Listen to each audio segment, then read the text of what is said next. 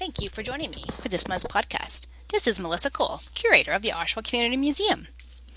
With Christmas around the corner, this month's podcast will feature artifacts from the Oshawa Community Museum's toy collection. When I bring up the word toy, what does that make you think of? Childhood, playtime, fun, friends, and even Christmas. Toys are all those things and more. They help children develop new skills and learn about the world they live in. They inspire creativity and imagination. Toys also give us an understanding of history and gives us a brief glimpse into everyday life from the past. Toys can be representative of things such as gender and class. A child in the mid-1800s had a very different childhood from those of kids today. Parents expected children to spend most of their time helping out with chores in and outside the home and taking care of their younger brothers and sisters. There was little time for play, and if there was, it was centered on the adult world of religion and seasonal activities. Children were treated and expected to behave like small adults. Toys and games produced and made during early settler and Victorian times reflected gender roles and expectations. Children were given certain toys to prepare themselves for their expected roles in the community and at home. Boys and girls were not expected to play with the same toys. They were restricted to traditional roles. Toys for girls matched their future positions as wives and mothers. They were given dolls, dollhouses, cradles, toy stoves, and tea sets. Toy versions of household appliances allowed girls to play a grown-up, while dolls encouraged maternal feelings. Girls were able to play and be entertained while being taught domestic skills and abilities.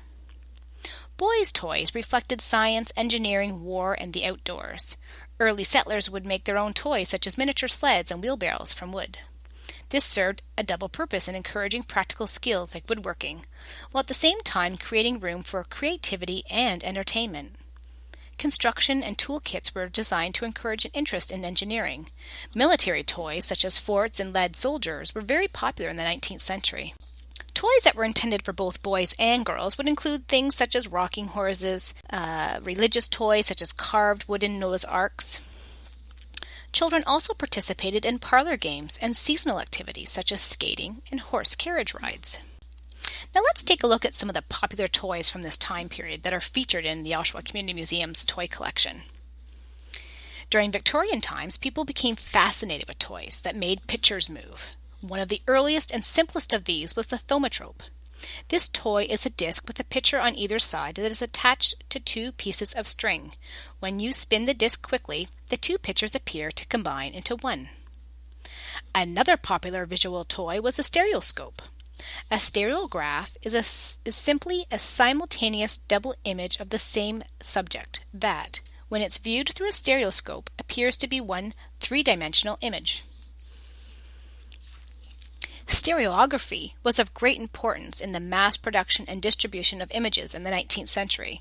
The technique dates back to the 1830s, but popular interest in the stereograph took off with improvements in photography and the development in Britain of a simple and easy-to-use viewer. Stereographs were the general public's major source of photographic images from around the world.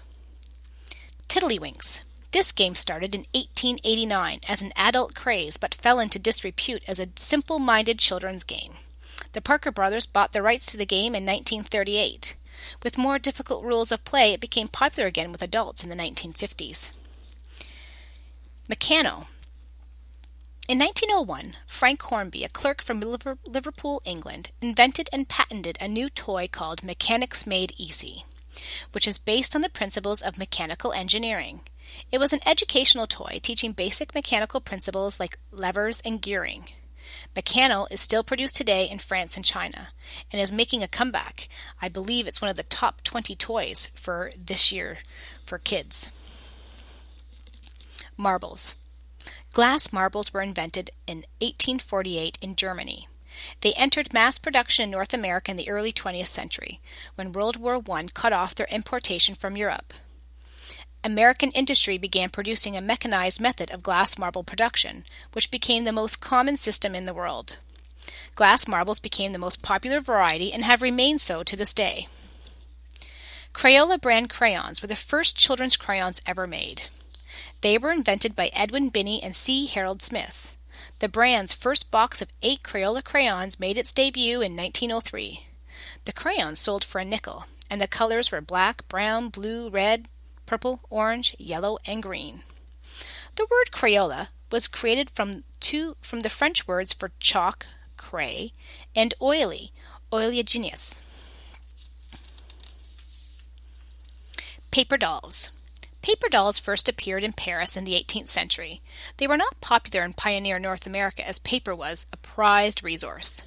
With the invention of the mechanical grinding machine, which became a ready source for pulp paper, mass production of inexpensive cardboard elevated the popularity of paper dolls.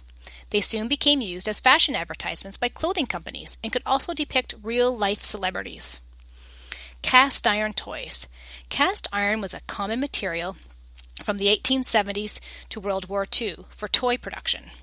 It was ideally suited for mass production. The iron was cast in molds that could be used thousands and thousands of times.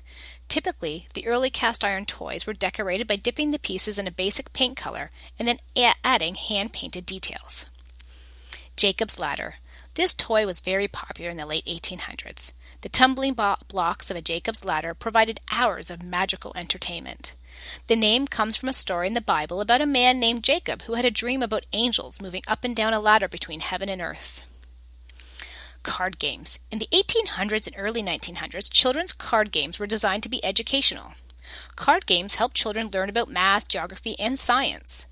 Parents did not allow their children to play with regular playing cards because they did not want to encourage gambling. Teddies. The teddy bear first appeared in 1903. It was designed by Richard Steiff, a nephew of Margaret Steiff, who founded the Steiff Soft Toy Making Company. The first recorded sale of the bear was in 1903 at the Leipzig Fair in Germany. Early teddy bears had pointed muzzles and humped backs and looked more like real bears than modern examples. By the 1930s, teddies had shorter limbs, fatter bodies, and less pronounced muzzles. Be sure to join us at the Oshawa Community Museum from December 1st until April 1st, 2016, where the exhibition The Gift of Play, Toys of Yesterday will be on display, just in time for the Christmas season. Thank you for joining me for this month's podcast. Thank you.